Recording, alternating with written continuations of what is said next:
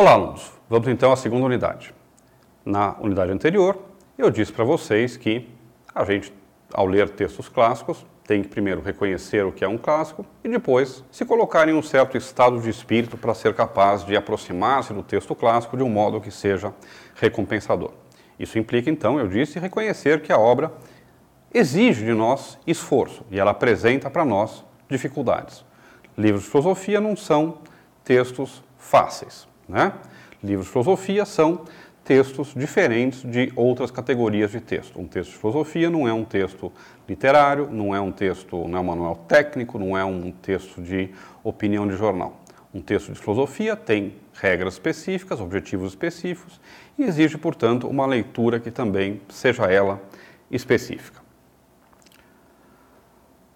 Para a gente abordar um texto de filosofia, a gente tem que se fazer uma série de perguntas.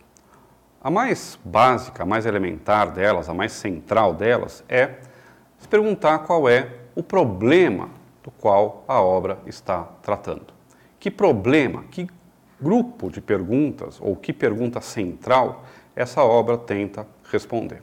Um erro que a gente comete ao abordar livros de filosofia, na verdade a história da filosofia em geral, é achar que a história da filosofia trata de certos temas e que os autores da filosofia emitem certas opiniões.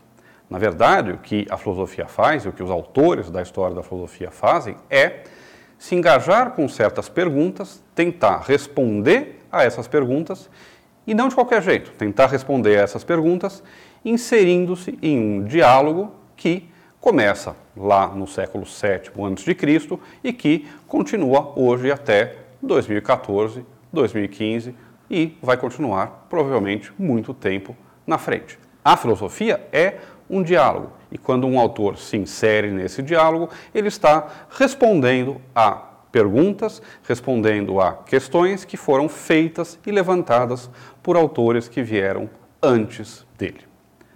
Se a gente quer compreender um livro, por exemplo, eu tenho aqui a Crítica da Razão Pura do Kant, é um livro difícil, mas é um livro, obviamente, que é um clássico da história da filosofia.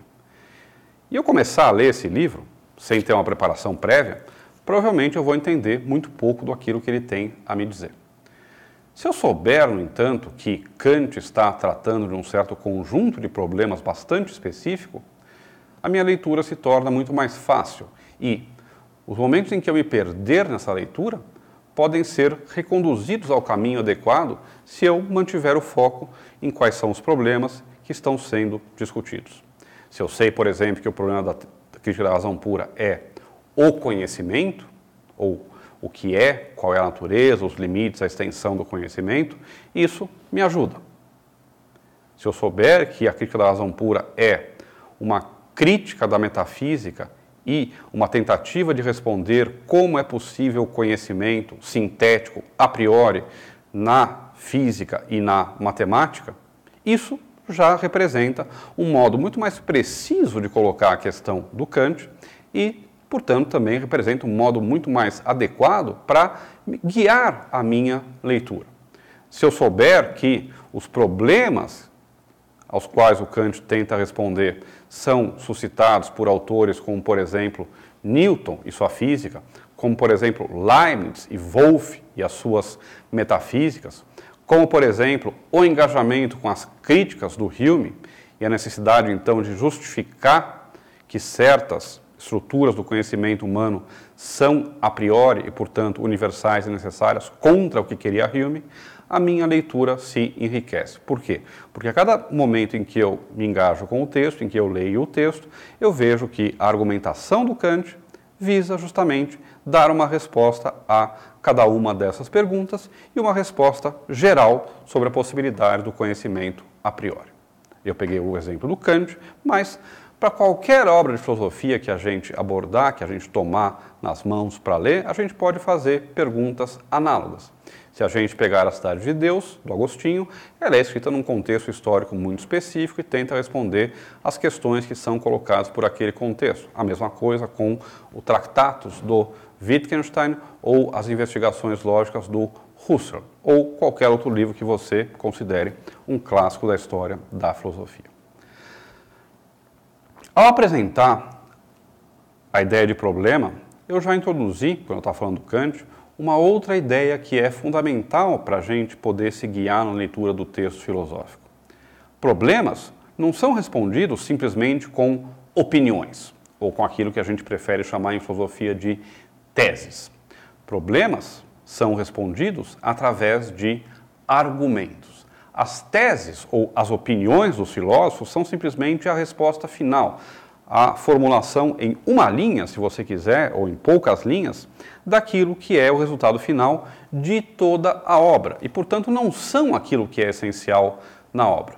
Todo mundo sabe que Platão falava de ideias, que Kant achava que a metafísica clássica era impossível, ou que Descartes acha que o conhecimento tem que se basear em ideias claras e distintas. Isso são as teses ou as opiniões que esses filósofos apresentam para nós. Mas aquilo que interessa para a gente é entender quais são os argumentos, isto é, a justificação racional, discursiva, conceitual que nos é oferecida para que a gente aceite essas teses. Um texto que diz simplesmente isto é assim, não tem o menor valor. Opiniões todos nós temos. O que interessa em filosofia não é opinião, é conhecimento e verdade. Para chegar ao conhecimento e à verdade, na filosofia, o único jeito de fazer isso é através da argumentação. Argumentação significa muitas coisas. Na unidade seguinte, a gente vai ver o que significa na lógica formal. Mas a argumentação se apresenta também, por exemplo, na forma de esclarecimento conceitual, na forma, às vezes, de uma investigação etimológica sobre o sentido de uma palavra, às vezes na forma de uma retomada histórica do processo pelo qual uma questão se formou, como, por exemplo, faz o Aristóteles lá no começo da metafísica, quando ele faz um pequeno glossário, uma pequena história dos problemas com os quais lidavam os pré-socráticos, os filósofos da natureza antes dele, e também o Platão. O que interessa para nós é, então, entender que todo problema de uma obra filosófica, já que toda obra filosófica tem um problema, é respondido através de argumentos. E a gente tem que buscar, ao ler o texto filosófico, identificar esses argumentos, se engajar com eles. Se engajar com eles significa duas coisas. Primeiro, entendê-los e depois, eventualmente, criticá-los, né? Nós temos que evitar, ao ler o texto filosófico, a tentação, na qual a gente sempre cai, de concordar ou discordar, criticar, né? Dizer ele está errado, ou dizer mesmo, ele está certo, eu concordo com tudo que ele diz. Em filosofia, e na verdade em qualquer boa leitura teórica, a compreensão, o entender, vem antes do criticar, antes do concordar ou discordar. A compreensão é o requisito prévio para que a gente possa ler corretamente o texto. E isso está já incorporado à própria metodologia da leitura filosófica naquilo que a gente chama do princípio da caridade hermenêutica. O que é o princípio da caridade hermenêutica? Simplificando um pouco, é a ideia de que quando a gente lê um texto, a gente deve sempre atribuir ao texto o máximo de sentido, o máximo de qualidade argumentativa. Se existe uma tese que parece confusa ou, obviamente, errada, provavelmente isso se deve ao fato de nós termos entendido mal essa tese e não algum defeito da própria obra. Se existe um argumento que não nos parece convincente, que parece falhar nas suas etapas, muitas vezes isso se deve ao fato de que nós mesmos não entendemos algum ponto essencial dessa argumentação. Por isso, é bom a gente considerar, então, que o livro é uma unidade, essa unidade, ela apresenta da melhor forma possível os argumentos que são necessários para defender a sua tese, e nós temos que fazer o esforço para reproduzir, reconstruir esses argumentos, esse problema e essa tese do melhor modo possível, do modo que torne o autor o mais interessante, o mais defensável e não o contrário. Essa é também uma regra fundamental para a gente se engajar seriamente com os textos da história da filosofia. Além disso, algumas coisas são necessárias de um ponto de vista bem concreto para que a gente possa ler o texto corretamente. A primeira é que a gente precisa compartilhar com o texto um vocabulário comum e muitas vezes a gente não compartilha. A gente encontra nos textos filosóficos, todos vocês sabem, termos que são semelhantes àqueles que a gente usa no cotidiano. Se a gente pegar o texto do Kant, a gente vai encontrar lá o termo ideia, o termo intuição, o termo juízo. São todos termos que a gente usa na nossa discussão de todos os dias, né? Mas, quando eles aparecem no texto filosófico, uma coisa que todos nós temos que saber, eles têm normalmente um significado diferente. É, portanto, necessário que a gente comece a ler tendo um dicionário do lado. Isso é indispensável. Mais do que um dicionário, por exemplo, um dicionário de português, da língua portuguesa, é bom a gente ter um dicionário de filosofia, porque os termos são usados em filosofia com um sentido que é diferente daquele que eles têm na linguagem cotidiana. Muitas vezes, e isso já está disponível para nós, até em português, em vários casos, é bom a gente ter um dicionário ou um vocabulário do próprio filósofo.